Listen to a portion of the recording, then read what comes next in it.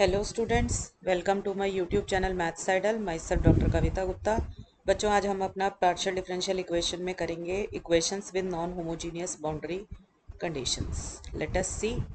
देखो बेटा, इसका मॉडल भी याद रखना है आपको कि कौन सा मॉडल है। इसमें देखो u t t equal to c square u x x, तो वेव इक्वेशन हो गई आपकी। एक्स ग्रेटर देन जीरो आपको बता रहा है कि ये भी सेमी इनफाइनाइट स्ट्रिंग की बात कर रहा है। टाइम हमेशा ही ग्रेटर देन जीरो होता है। U x zero equal to f x आपको मैंने बताया था कि ये हमारी इनिशियल डिस्प्लेसमेंट की कंडीशन अभी तक जितने मॉडल किए हैं सब में थी। और ये यू टी आ गया, differentiation with respect to t ले लिया अगर डिस्प्लेसमेंट का, तो ये क्या बन गया? Initial velocity. Why the word initial? Because T की वैल्यू ज़ीरो है। जब टी की वैल्यू ज़ीरो होती है तो इनिशियल वर्ड होता है। और जब एक्स की वैल्यू ज़ीरो ले लेंगे तो हमारी बनती है बाउंड्री कंडीशन। तो इससे पहले के जो मॉडल किए थे उसमें आपने लिया था u zero t equal to zero, जिसने इसे फिक्स्ड एंड बना दिया था। अब हमने ले लिया u zero t equal to p t. इस पी टी इसको हमने ज़ीरो नहीं लिया, जिसकी वजह से ये नॉन होमोजीनियस हो गया, क्योंकि होमोजीनियस के लिए इसको ज़ीरो होना चाहिए था। और यहाँ पर ज़ीरो है, एक्स की वैल्यू ज़ीरो है, तो इसका मतलब हम बाउंड्री की बात कर रहे हैं। तो ये बनी मेरी नॉन होमोजीनियस बाउंड्री कंडीशन। तो इस वाले मॉडल के अंदर ये चीज़ नहीं है u zero t equal to p t. बेटा, इससे पहले के लेक्चर सब देख के आना, ठीक है, क्योंकि वो ये यूज़ होंगे यहाँ पे सारे। तो पहले तो नॉर्मली हमें जो वेव इक्वेशन दिया उसको हमने सॉल्व किया हमेशा की तरह, जैसे डी एल एम्बर्ट में भी करवाया था आपको सबसे पहले। ये काम तो सब जितने भी क्वेश्चंस आएंगे वेव इक्वेशन के इस चैप्टर से उसमें सब में होगा। तो पहले हमने इसके अंदर से डिस्क्रिमिनेंट निकाल लिया। डिस्क्रिमिनेंट में बी क्या होता है? Coefficient of u x y, जो यहाँ पे है नहीं। यू एक्स टी होना चाहिए था कोफिशिएंट ऑफ, जो है नहीं। A is the coefficient of u x x, c is the coefficient of u t t, जो कि यहाँ पे -1 है। तो आपने इसे सॉल्व किया तो ये आपका ग्रेटर देन जीरो आ गया, तो ये इक्वेशन आपकी हाइपरबोलिक आ गई। फिर आप a lambda square plus b lambda plus c को सॉल्व करते हैं। एक सेकंड। फिर आप क्या करेंगे ये देखिए, a lambda square plus b lambda plus c equal to zero को सॉल्व करेंगे। इसमें वैल्यू डाली आपने ए बी सी की, सॉल्व करा तो आपके पास हमेशा यही रूट्स आ रहे हैं वेव इक्वेशन में, lambda equal to plus minus one by c. फिर आपने करेक्टरिस्टिक इक्वेशन जो आपकी d y by d x होती थी, वाई की जगह यहाँ पे डी है तो d t by d x plus lambda equal to zero आ गया। लैम्डा को आपने एक बारी वन बाई सी डाला और एक बारी यहाँ पे आप देख रहे हैं -1 बाय सी डाला। बेटा, ये सॉल्यूशन तो हर क्वेश्चन में सेम है, ये मैं करा चुकी हूँ पहले भी आपको। तो d t by d x आ गया -1 बाय सी। इसको आपने सॉल्व किया, क्रॉस मल्टीप्लाई किया तो c d t equal to minus d x आ गया। दोनों तरफ इंटीग्रेट किया, डी टी से आपको टी मिल गया, माइनस डी एक्स से आपको माइनस एक्स मिल गया, प्लस कॉन्स्टेंट ऑफ इंटीग्रेशन। इसके अंदर मैं रीअरेंजमेंट ऑफ टर्म करके यहाँ से करेक्टरिस्टिक कर्व निकाल सकती हूँ, x plus c t equal to a. Same तरीके से बेटा d t minus d x equal to one by c वाला सॉल्व कर लेंगे तो आपके पास आ जाएगा x minus c t equal to b. तो मेरे दो करेक्टरिस्टिक कर्व आ गए, एक आ गया x plus c t equal to a और एक आ गया x minus c t equal to b. आपको पता है कि हम जो गिवन कोऑर्डिनेट्स थे हमारे एक्स टी, उससे जाई ईटा प्लेन में जाते हैं तो हम सब्सटीट्यूशन ले लेते हैं कि ये जो करेक्टरिस्टिक कर्व्स हैं ये जाई ईटा हैं। तो एक को मैंने जाई मान लिया और एक को मैंने ईटा मान लिया। ये मैंने इसके फर्स्ट ऑर्डर पार्शियल डेरिवेटिव्स निकाल लिए। फिर आपको पता है कि मुझे गिवन इक्वेशन जो थी वेव इक्वेशन उसमें वैल्यू डालनी है, तो मैंने पहले यू एक्स एक्स निकाला। यू एक्स एक्स का फॉर्मूला मैंने बहुत अच्छे से लर्न कराया, इससे पहले के चैप्टर्स में भी हम ये फॉर्मूला करते आ रहे हैं। तो हमने ये फॉर्मूला लिया और इसमें सारी वैल्यूज डाल दी। जैसे जाई एक्स मेरा 1 आ रहा है तो जाई एक्स स्क्वायर भी 1 हो गया। ईटा एक्स मेरा 1 है तो उसकी वैल्यू डाल दी। तो आपने सॉल्व कर लिया, यू एक्स एक्स आ गया आपके पास। इसके बाद आपने यू टी टी निकाल लिया। कैसे फॉर्मूला निकलेगा यू एक्स एक्स से यू टी टी का? Replace x by t in the formula of u x x. तो आपके पास ये फॉर्मूला आ जाएगा, इसमें आपने वैल्यूज डाल दी। ये सारी वैल्यूज आपने गिवन क्वेश्चन में डाल के कैनोनिकल फॉर्म निकाली। जब आपने वैल्यू डाली, आपको पता है हाइपरबोलिक है तो सेकंड ऑर्डर डेरिवेटिव में आपका मिक्स्ड डेरिवेटिव भी बचता है, ठीक है ना। तो आपने देखा कि आपका यू जाई ईटा इक्वल टू जीरो बच गया। तो यहाँ पे वैल्यूज डालने के बाद, तो मैंने ये थोड़ा जल्दी जल्दी इसलिए करा दिया क्योंकि मैं ऑलरेडी ये चीज़ें करवा चुकी हूँ। अब इसका सॉल्यूशन निकालना है। यू जाई ईटा इक्वल टू जीरो है तो इसका मतलब del square u by del eta del xi equal to zero.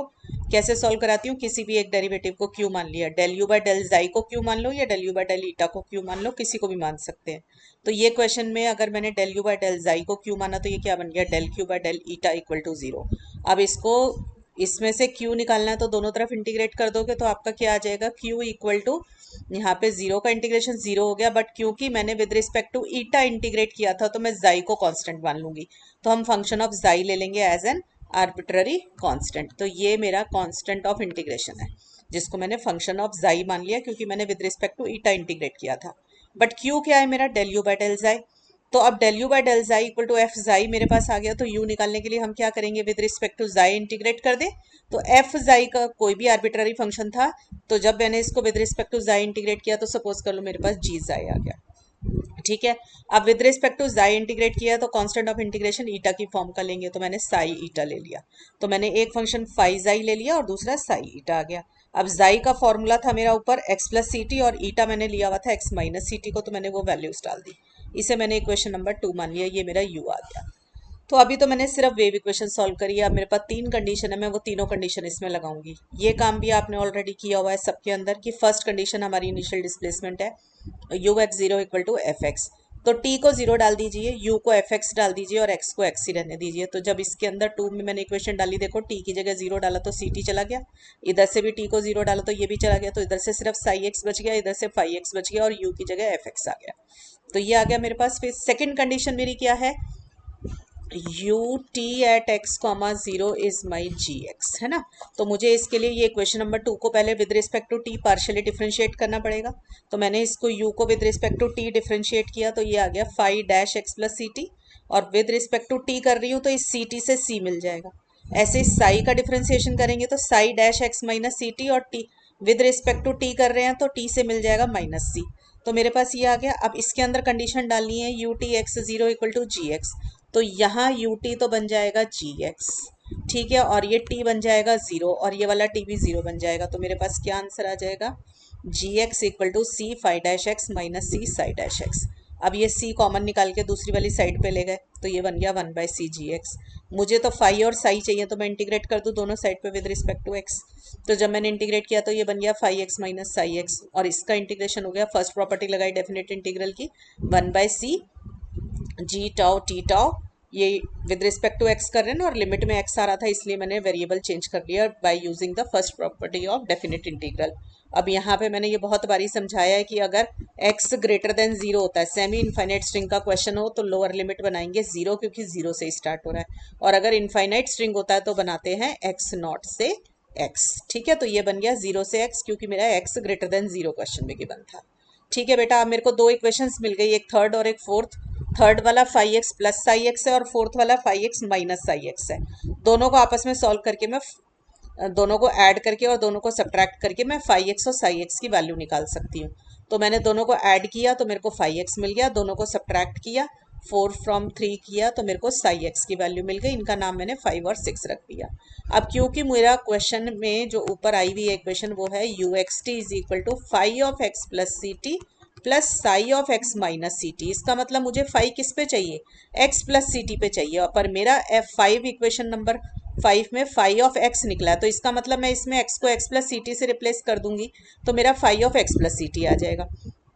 और ये जो इक्वेशन नंबर 6 है इसमें मेरा साई ऑफ एक्स निकला है, मुझे चाहिए x माइनस सी टी, तो मैं यहाँ पर x को x माइनस सी टी से पूरी इक्वेशन में रिप्लेस कर दूंगी तो मेरा psi of x minus c t आ जाएगा।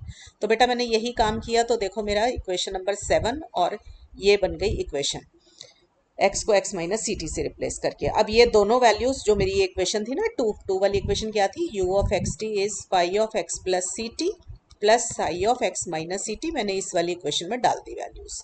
ठीक है, जब मैंने इसमें डाली तो आप ये देखो ये इंटीग्रेट कैसे, ये दोनों कैसे इंटीग्रल इकट्ठे हो जाएंगे, ये दोनों मैंने यहाँ करके भी दिखाया हुआ है। देखो 0 इधर होगा, x में से कुछ माइनस किया यहाँ पे होगा, प्लस करूंगी तो नंबर बढ़ जाएगा तो x प्लस सी टी यहाँ होगा। जब 0 से x प्लस सी टी बोला तो इसका मतलब मैं यहाँ से यहाँ तक में इंटीग्रेट कर रही हूँ। जब 0 से x माइनस सी टी बोला तो मैं इतना इंटीग्रेट कर रही हूँ। तो जब दोनों माइनस करूंगी तो कौन सा पोर्शन बच जाएगा, ये वाला बचेगा x माइनस सी टी से x प्लस सी टी, तो मैंने लिख दिया x माइनस सी टी से x प्लस सी टी तक का मेरा इंटीग्रल बच जाएगा। तो यहाँ तक का सॉल्यूशन तो बेटा आपका ये निकल गया, सेमी इनफाइनाइट स्ट्रिंग जैसा ही पूरा पोर्शन। तो ये तो हो गया। अब केस बनाते हैं हम सेमी इनफाइनाइट स्ट्रिंग का। जब भी क्वेश्चन होता है तो हमारा अगर केस 1 है x greater than c t, अगर x greater than c t है तो आपका x minus c t greater than 0 हो जाएगा। अब x माइनस सी टी किसका आर्ग्यूमेंट है, साई का, तो psi of x minus c t मेरा यहाँ तो डिफाइंड रह जाएगा। ठीक है। और अगर मेरा x ग्रेटर देन जीरो है, c क्योंकि स्पीड ऑफ द वेव है वो हमेशा ही ग्रेटर देन जीरो होता है, टाइम भी ग्रेटर देन जीरो है, तो जब ये सारे नंबर पॉजिटिव है तो x प्लस सी टी भी तो पॉजिटिव ही रहा होगा ना। तो x प्लस सी टी मेरा ग्रेटर देन जीरो आ गया, और क्योंकि फाई का argument x plus c t था, और मेरा भी क्योंकि सेमी इनफाइनाइट स्ट्रिंग है तो x ग्रेटर देन जीरो पे काम करना है, मतलब मेरे सारे आर्ग्यूमेंट्स जो होने चाहिए साई और फाई के वो ग्रेटर देन जीरो होने चाहिए। तो मेरे ग्रेटर देन जीरो आ रहे हैं तो वो डिफाइंड है। इसका मतलब x greater than c t पे तो जो सॉल्यूशन मैंने निकाला है वो मेरा डिफाइंड हो गया। तो x greater than c t पे तो जो सॉल्यूशन मैं ऊपर निकाल के लाई हूँ वो यही रह जाएगा, ठीक है, जो आपका डीएल एम्बर्ट वाला होता था। But x less than c t पे प्रॉब्लम क्या आएगी कि जब x less than c t है तो मेरा x minus c t less than zero हो गया। अगर ये लेस देन जीरो है तो मेरा psi of x minus c t अब डिफाइंड नहीं रहेगा। क्यों नहीं रहा? क्योंकि मेरे को तो काम किस पे करना है, ग्रेटर देन जीरो पे करना है। मतलब मेरे को फाई और साई का जो आर्ग्यूमेंट है ना वो ग्रेटर देन जीरो चाहिए, क्योंकि डोमेन ही मेरा ग्रेटर देन जीरो है। बट यहाँ मेरा डोमेन इसका लेस देन जीरो आ गया, तो ये डिफाइन नहीं रहा। अगर ये डिफाइन नहीं रहा तो हमें क्या करना पड़ेगा, इसको ठीक करने के लिए अब हमें अपनी थर्ड कंडीशन इस्तेमाल करनी पड़ेगी, जो कि है u zero t equal to p t. अब इसे कैसे यूज करें, देखो मेरे को u zero t equal to p t का मतलब है x को जीरो लिख दो और u को पी टी लिख दो। तो मैं कहाँ लिखूंगी, जो मेरा u एक्स टी था, u एक्स टी मेरा यही आया हुआ ना जिसके अंदर हम सारी मेहनत कर रहे हैं, u x t is equal to phi of x plus c t और psi of x minus c t. इसमें x को जीरो डाल दो और u को पी टी डाल दो। तो मैंने x को जीरो डाला, देखो इधर से x को जीरो डाला तो ये भी चला गया, ये भी चला गया और ये भी चला गया, तो मेरा बन गया u zero t equal to phi c t plus psi of minus c t. और u जीरो टी मेरे को पी टी की बना, तो मैंने इसकी जगह वैल्यू डाल दी पी टी। अब प्रॉब्लम कौन कर रहा था, प्रॉब्लम तो साई कर रहा है, तो साई निकालना है हमें। तो हम क्या करेंगे, देखो साई का कोऑर्डिनेट क्या है, माइनस सी टी आर्ग्यूमेंट, तो मैंने इसको अल्फा मान लिया। तो मेरा ये क्या बन गया, साई ऑफ अल्फा। और ये क्या बन गया, सी टी, अगर मेरा माइनस सी टी अल्फा है तो ये बन गया फाई ऑफ माइनस अल्फा। ऐसे ही इसमें टी की वैल्यू डाल दीजिए यहाँ से निकाल के, ये बन जाएगी, अगर अल्फा है माइनस सी टी तो टी क्या हो जाएगा, माइनस अल्फा बाय सी। तो ये बन जाएगा p of minus alpha by c. Phi c t की जगह डल गया minus alpha, psi minus c t की जगह डल गया अल्फा। तो यहाँ से साई अल्फा निकाल लो। मैं क्यों निकाल रही हूँ साई अल्फा, क्योंकि मेरा psi of x minus c t is not defined आया था ना ऊपर, तो जो प्रॉब्लम क्रिएट कर रहा है उसी को तो ठीक करेंगे। तो मेरे को यहाँ पे प्रॉब्लम हो रही थी एक्स माइनस सी टी से, तो मैं इसी को निकालूंगी। तो मैंने साई को निकाला, तो साई ऑफ अल्फा इस वाली इक्वेशन को सॉल्व करने से क्या आ गया, p of minus alpha by c minus phi of minus alpha. अब आप देखो मुझे साई किसके ऊपर चाहिए था, मुझे तो चाहिए x माइनस सी टी पे, तो मैंने अल्फा को रिप्लेस कर दिया x माइनस सी टी से। तो मेरा यहाँ पे भी अल्फा की जगह आ गया x माइनस सी टी, और यहाँ पे भी माइनस अल्फा है तो इसमें अल्फा को डाला x माइनस सी टी, तो ये बन गया सी टी माइनस एक्स। ठीक है बेटा, इसको मैंने सॉल्व कर लिया यहाँ पे। अब देखो ये बन गया p t minus x by c, normal equation को सॉल्व किया है। यहाँ पे आ गया phi of c t minus x. अब फाई तो मेरा डिफाइंड है, मेरा फाई एक्स का आंसर ऊपर निकला हुआ है, ठीक है, कौन सी सिक्स्थ इक्वेशन थी या कोई कौन सी थी उसमें। अब आप x को ना सी टी माइनस एक्स से रिप्लेस कर दो, आपका फाई आ जाएगा, वो इस इक्वेशन में डाल देंगे तो साई आ जाएगा। तो psi of x minus c t क्या आ गया, देखो ये phi of c t minus x मैंने कहाँ से निकाला, ये रहा। ये मैंने कैसे निकाला है, x को सी टी माइनस एक्स से रिप्लेस किया फाई एक्स के फॉर्मूले में, मैंने लिख भी दिया है। This expression is obtained by putting x replacing x by c t minus x in equation number 5। तो मेरे अब फाई और साई दोनों डिफाइंड हो गए। तो ये फाई और साई जब मेरे डिफाइन हो गए तो मेरा यू क्या था, फाई और प्लस साई। अब phi of x plus c t की वैल्यू जो ऊपर थी वो डाल दी, और psi of x minus c t की ये वाली वैल्यू डाल दी जो हमने अभी अभी निकाली है। ठीक है, ये वैल्यू यहाँ डल जाएगी। जब ये डल गई, इनको दोनों को आपस में आपने सॉल्व कर लिया, तो मेरे पास सॉल्व करके ये वाला सॉल्यूशन आ गया। फिर से ये दोनों इंटीग्रल कैसे इकट्ठे हुए हैं, देखो ये वाला इंटीग्रल और ये वाला इंटीग्रल कैसे इकट्ठा हुआ है, देखो ये एक है zero x plus c t, इधर होगा माइनस वाला बीच में होगा, ये है zero x plus c t, तो ये इतना हो गया। इसमें से माइनस क्या करना है, सी टी माइनस एक्स, अच्छा सॉरी ये सी टी माइनस एक्स है, ये सी टी माइनस एक्स है, दूसरे वाला सी टी प्लस एक्स है, तो सी टी माइनस एक्स हो गया इतना। जब इस बड़े वाले रेक्टेंगल में से ये छोटे वाला रेक्टेंगल माइनस कर दूंगी तो ये बचा हुआ पोर्शन आ जाएगा, जो कि सी टी माइनस एक्स से सी टी प्लस एक्स तक का होगा। तो मेरा इंटीग्रल बच गया सी टी माइनस एक्स से सी टी प्लस एक्स तक का। तो ये सॉल्यूशन मेरा कब निकला बेटा, जब x less than c t है। तो x less than c t और ग्रेटर देन सी टी दोनों पे मैंने सॉल्यूशन निकाल लिया। ग्रेटर देन सी टी पे तो कोई प्रॉब्लम ही नहीं आ रही थी, ये तो डीएल एम्बर्ट वाला ही सॉल्यूशन निकल आया था। x less than c t पे जो मैंने अभी अभी निकाला है वो आ रहा है। और वैसे भी आप ध्यान रख सकते हो बेटा, देखो जब x less than c t ले रहे हैं तो ये हमारा क्या होगा, c t minus x greater than zero होगा ना। इसीलिए यहाँ पे सी टी माइनस एक्स आ जाता है, क्योंकि मुझे ग्रेटर देन जीरो रखनी है ये चीज़। ठीक है, तो यहाँ पे सी टी माइनस एक्स हो जाएगा और ऊपर वाला सी टी प्लस एक्स हो जाएगा, क्योंकि जब एक्स सी मतलब x less than c t है तो पॉजिटिव कौन होगा, c t minus x greater than zero. ठीक है बेटा, तो ये मेरा सॉल्यूशन निकल आया नॉन होमोजीनियस वाले केस में। इससे रिलेटेड बुक में क्वेश्चन दिया हुआ है पेज नंबर 135 पे। आप सबसे पहले कोई भी क्वेश्चन आता है इस चैप्टर का तो मॉडल पहचानेंगे। तो ये देख रहे हो, ये वेव इक्वेशन है, यहाँ पे x ग्रेटर देन जीरो दे रखा है, इसका मतलब ये सेमी इनफाइनाइट स्ट्रिंग है। सेमी इनफाइनाइट के मैं 2-3 आपको करा चुकी हूँ मॉडल। ठीक है, एक फिक्स्ड एंड, एक फ्री एंड और एक नॉन होमोजीनियस। ये वाली इक्वेशन आपको बता रही है कि ये नॉन होमोजीनियस है। ठीक है, बस फर्क क्या है, यहाँ पे u x 0t लिया हुआ है आपकी बारी। तो ये क्वेश्चन भी आपका बिल्कुल नॉर्मल तरीके से सॉल्व हो जाएगा। देखो, जितना मैंने ये फर्स्ट इक्वेशन है u t t equal to c square u x x, ये वाली इक्वेशन तो आपको सॉल्व करने पे ये दे देती है u x t is equal to 5x plus c t और psi x minus c t. फिर जब इसके ऊपर u x 0 equal to f x और u t x 0 equal to g x लगाते हो तो आपको ये दोनों इक्वेशन मिलती हैं। तो ऊपर यहाँ तक 7th इक्वेशन तक का जो मेरे काम है, यहाँ तक पहले रिपीट कर लेना। ठीक है, ये बिल्कुल सेम आ जाएगा। फिर आप देखेंगे केस 1, फिर से वही केस होगा, x greater than c t और x less than c t. Greater than c t पे नॉर्मली हमेशा की तरह कोई प्रॉब्लम नहीं आ रही, क्योंकि x greater than c t है तो x minus c t greater than zero है। जब तक आर्ग्यूमेंट ग्रेटर देन जीरो है तो हमें कोई प्रॉब्लम नहीं है, क्योंकि हमने सेमी इनफाइनाइट स्ट्रिंग लिया हुआ है। तो मेरा फाई डिफाइन हो जाएगा, तो हमारा वही वाला सेम सॉल्यूशन रिपीट हो जाएगा जो ग्रेटर देन सी टी पे ऊपर आया था।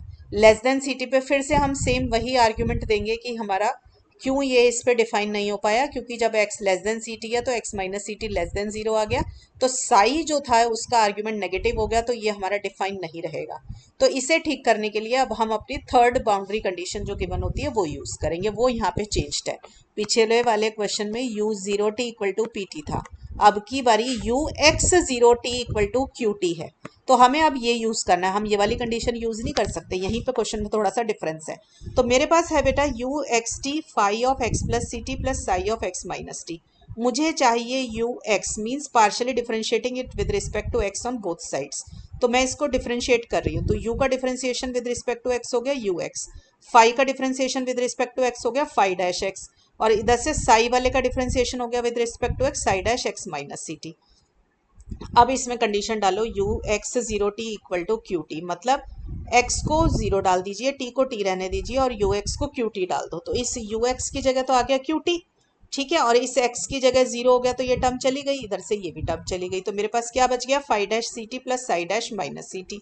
ठीक है, अब इसको दोनों तरफ अगर मैं with respect to t integrate कर दूं तो ये फाई डैश और साई डैश जाके फाई और सी मिल जाएंगे ना। तो मैंने फाई डैश सी टी का जब इंटीग्रेशन किया विथ रिस्पेक्ट टू t, तो फाई सी टी आ गया और सी टी का इंटीग्रेशन में 1/c बन गया। ऐसे ही psi dash minus c t है, तो जब इसको इंटीग्रेट करेंगे तो क्या आएगा, psi of minus c t, और क्योंकि ये माइनस सी टी था ना तो इसलिए माइनस 1/c भी आएगा, तो माइनस ये रहा और 1/c ये रहा बाहर, और इधर से क्यू टी का इंटीग्रेशन हो जाएगा विद रिस्पेक्ट टू टी। तो मैंने इसके लिए क्योंकि विद रिस्पेक्ट टू टी है और लिमिट भी 0 से t थी ना, तो इसलिए इस वेरिएबल को चेंज करके l ले लिया, तो क्यू एल डी एल ले लिया, यहाँ पे 0 टू t में इसकी इंटीग्रेशन कर दी। ठीक है बेटा, समझ आ गया सबको ये इक्वेशन। अब देखो यहाँ से इसमें ये जो c निकला था ऊपर वाले स्टेप पे, इस c को हम ऊपर ले गए तो हमारे पास ये आ गया। अब क्योंकि c भी एक कांस्टेंट है और k डैश भी कांस्टेंट है, तो मैंने इसकी जगह कोई और कांस्टेंट कांस्टेंट मल्टीप्लाई होकर कांस्टेंट देंगे, तो इसकी जगह मैंने k ले लिया, राइट। अब आप क्या करोगे, क्योंकि साई प्रॉब्लम क्रिएट कर रहा था तो साई के साथ देखो क्या लिखा है, माइनस सी टी। जो कुछ भी साई के साथ लिखा होता है ना उसी को अल्फा मान लेते हैं, तो हमने इसको अल्फा मान लिया। तो फाई यहाँ पे सी टी की जगह क्या हो जाएगा, माइनस अल्फा, तो phi of minus alpha minus psi of alpha equal to c, और ये यहाँ से देखो टी की वैल्यू क्या निकल आएगी, माइनस अल्फा बाय सी, तो टी की वैल्यू डल गई माइनस अल्फा बाय सी। ठीक है बेटा, यहाँ तक आ गया। अब यहाँ से साई ऑफ अल्फा मेरा क्या आ गया, अगर आप माइनस अल्फा को अल्फा से रिप्लेस कर दोगे तो psi of alpha is phi of minus alpha. कुछ नहीं किया मैंने, सीधा इसके अंदर अल्फा को माइनस अल्फा से रिप्लेस कर दिया, नहीं सॉरी रिप्लेस नहीं किया, मुझे साई अल्फा चाहिए तो मैंने साई अल्फा निकाल लिया। तो साई अल्फा क्या हो जाएगा, phi of minus alpha minus this term. Rearrangement of the equation है, साई अल्फा को हम जो है राइट साइड पे लेगा और बाकी चीज़ों को लेफ्ट साइड पे ले आए। ठीक है, अब मेरे को वैल्यू फाइनली डालनी किस में, अब मुझे डालनी है वैल्यू इसके अंदर, इसी में डालनी है ना। तो मुझे साई किस पे चाहिए, एक्स माइनस सी टी पे, तो इसमें अल्फा को किससे रिप्लेस कर दूँ, एक्स माइनस सी टी से। तो मैंने रिप्लेस किया तो इधर आ गया psi x minus c t, और ये माइनस अल्फा है तो ये माइनस साइन लग के सी टी माइनस एक्स आ जाएगा। ठीक है बेटा, और यहाँ पे अल्फा की वैल्यू क्या आ जाएगी, एक्स माइनस सी टी आ जाएगी, जिससे मैं रिप्लेस कर रही हूँ। यहाँ पे अल्फा की value x minus c t है, तो अल्फा बाई सी क्या हो गया, x by c minus t आ गया। ठीक है बेटा, अब मुझे चाहिए फाई साइट सी टी माइनस एक्स, तो फाई एक्स तो मेरा निकला हुआ था, ठीक है, यही वाली वैल्यू थी फाई एक्स की जो हमारी शायद इक्वेशन 6 थी या जो भी थी। इसके अंदर एक्स को सी टी माइनस एक्स से रिप्लेस कर दो तो मेरा फाई आ जाएगा। तो मैंने इसमें एक्स को सी टी माइनस एक्स से रिप्लेस कर दिया। जो भी रिप्लेस करके वैल्यू मुझे मिली, ये वाली वैल्यू, इसको मैं डाल दूंगी अपना इसके अंदर, साई के अंदर, तो मेरा यहाँ से साई निकल कर आ जाएगा। ठीक है, अब साई भी निकल गया और फाई भी निकल गया, तो इन दोनों को हम u x t equal to phi of x plus c t और psi of x minus c t में डाल देंगे। ठीक है बेटा, ये मेरा phi of x plus c t आ गया, और ये मैंने दोनों वैल्यूज डाल दी इक्वेशन नंबर 5 के अंदर, तो मेरा ये आ गया। अब इसमें देखो, क्योंकि प्लस का साइन था ना, तो दोनों इंटीग्रल इकट्ठे नहीं हो पाएंगे। जब माइनस हो रहा होता है तो दोनों इकट्ठे हो जाते हैं, बड़े में से छोटा माइनस हो जाता है। यहाँ दोनों ऐड हो रहे हैं तो ये बड़ा का ये ऐड का ऐड ही होके रह जाएगा। ठीक है बेटा, तो यहाँ तक सॉल्यूशन आ गया। बहुत सिंपल है बेटा, थोड़ा सा लंबा होने की वजह से शायद आप बीच में भूल जाते होंगे। याद रखें कि आपको फाइनल आंसर ना इसमें डालना है। ठीक है, और जितने भी सेमी इनफाइनाइट स्ट्रिंग के क्वेश्चन होंगे ना, वो x less than c t पे प्रॉब्लम क्रिएट करते हैं। तो x less than c t पे आपको जो एक एक्स्ट्रा कंडीशन गिवन होती है ना, बाउंड्री कंडीशन, उसका इस्तेमाल करना पड़ता है। ठीक है, तो जो आपकी दो इक्वेशन बन जाती हैं फाई एक्स और साई एक्स, आपको अगर एक्स प्लस सी टी चाहिए तो एक्स को एक्स प्लस सी टी से रिप्लेस कर दो, सी टी माइनस एक्स चाहिए तो एक्स को सी टी माइनस एक्स से रिप्लेस कर दो उसमें। ठीक है बच्चों, आज का लेक्चर यहीं तक है, नेक्स्ट क्लास में मिलते हैं। टिल देन पढ़ाई करते रहिए, ऑल द बेस्ट।